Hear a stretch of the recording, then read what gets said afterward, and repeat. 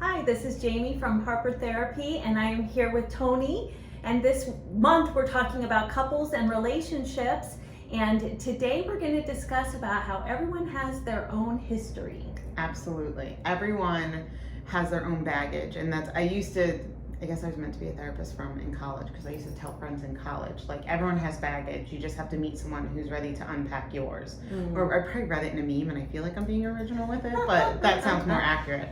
So everyone has stuff that they bring into a relationship, and everyone has things that they have to figure out, and triggers. And I know people don't like that word, but it's true. Everyone has stuff that it's like, yeah, well, this is really hard for me. And I think one of the things I hear about a lot of times, and I don't know if you hear it in sessions too, couples will come in and they'll just start fighting about what they had for dinner, or, well, she couldn't make up what she wanted for dinner, or I think there was one session where somebody was talking about like broccoli, and that they had broccoli for dinner, and that's always my joke, is that it's never about the broccoli. And so there's always something deeper.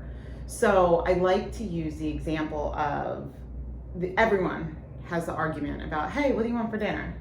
I don't know, what do you want? I don't know, what do you want? Nobody wants to make that decision at the end of the day. Everyone's tired, everyone's worked. If you have kids, you have that whole hassle too. Like, it's hard.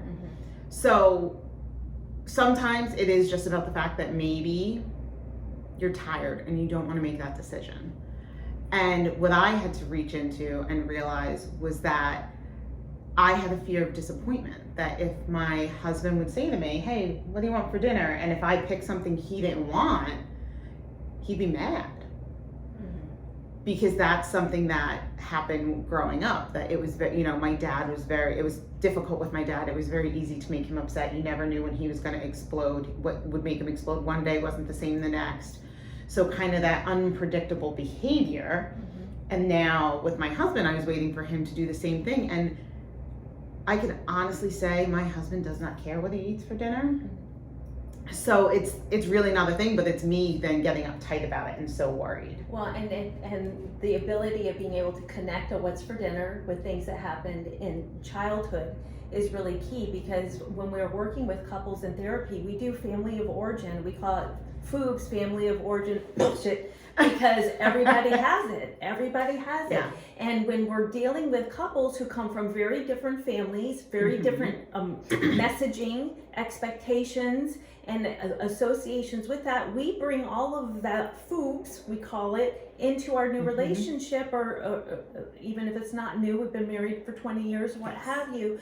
So it's really important for us as therapists to work through what their family of origins look like, and how that might be showing up. And there might be unrealistic expectations. There might be ways that we interpret things that aren't, we create great significance around what's for dinner, when it's really associated with being approved of. And once you begin to unlock those mysteries and understand, it totally changes the dynamic of how you relate to one another. Because suddenly, like, babe, I'm good with whatever. Right, the conversation around it changes. And then even, like, listen, if I know I had a hard day at work where I was helping couples figure out what they were going to have for dinner all day, I don't want to go home and figure out what I'm having for dinner with my husband. And so I can say to him, I had a hard day.